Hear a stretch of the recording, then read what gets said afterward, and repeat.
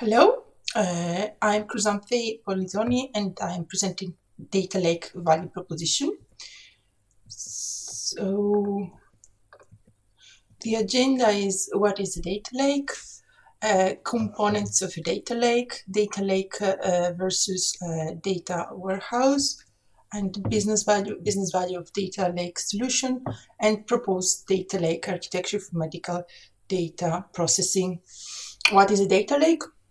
A data lake is a centralized repository that allows you to store all your structured, unstructured, and data at any scale.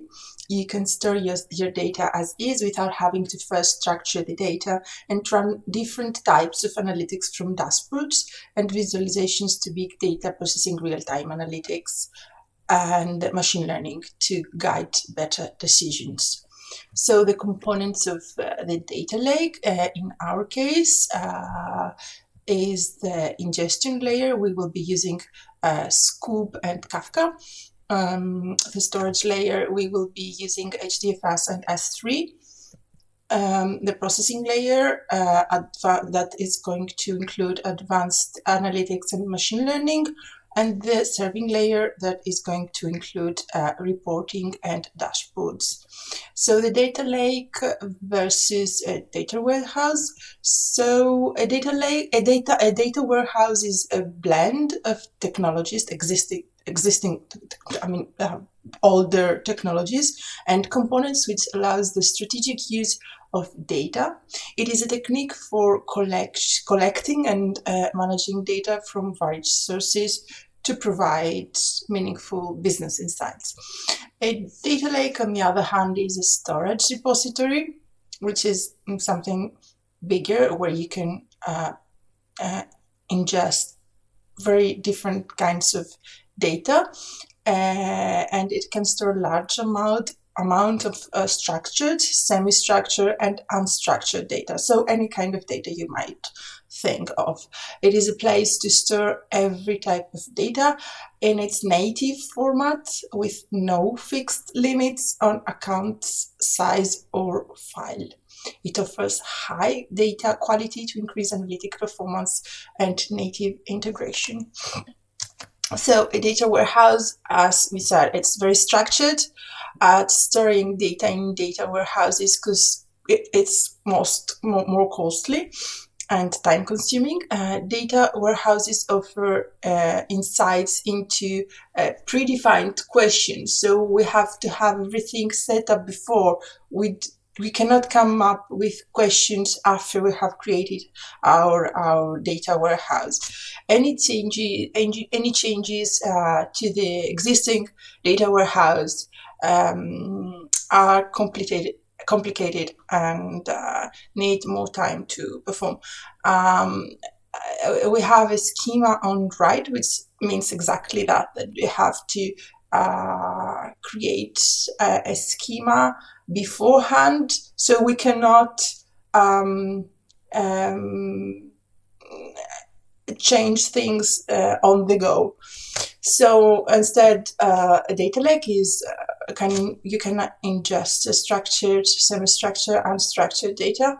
It empowers users to access data prior to the process of transform, cleansed, and structured. So you can put the data there and then you can decide which part of the data you can use. Data storing in big data technologies are relatively inexpensive if we were to compare it with the data warehouse than storing data in a data warehouse. Just think about having more data and not having to decide before creating all the structure of your data sets. You just have a lake of data where you can pull different kinds of data in your analysis.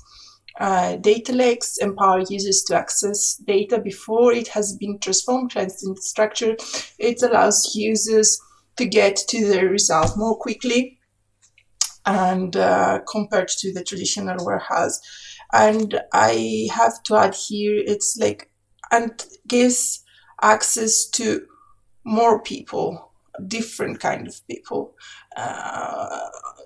with different applications in um, uh, pulling data from the data lake. We can have different people from different parts of the company working on the same data. So you can have operations and finance teams working on the very same data and get insights and maybe take decisions together. And schema on read, which is different to schema on write in the warehouse, where you can decide later on what you can read from your data lake and not have a pre-structured database beforehand. So the state of the art of the existing solution you have is this one, and the problem is exactly here, where you had a very big problem because this thing it cannot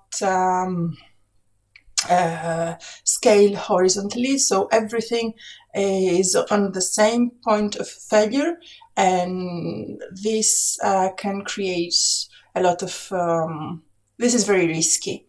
And I have added more lines here because you have hundreds of scripts and very personalized